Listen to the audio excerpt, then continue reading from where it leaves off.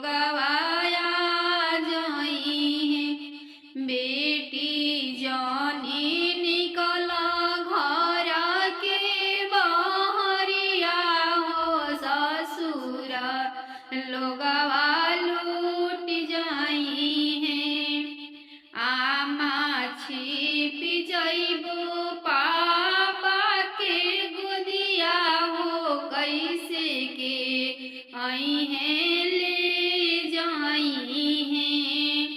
आमा छिप जइबो पापा जी के गोदिया हो, कैसे के आई है ले जाई है।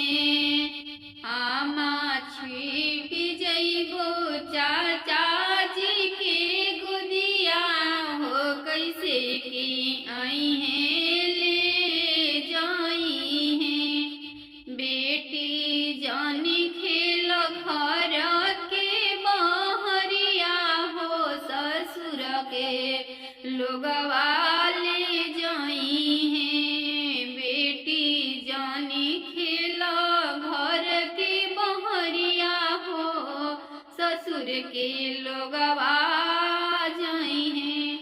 अब ले जाई है डोलिया लगाई हो, तोहरा के लेके भागी जाई है। आमा छुप जइबो भैया जी के गोदी हो, कैसे के आई है ले जाई है।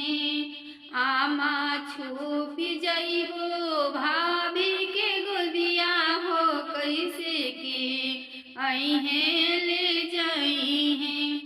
सुंदर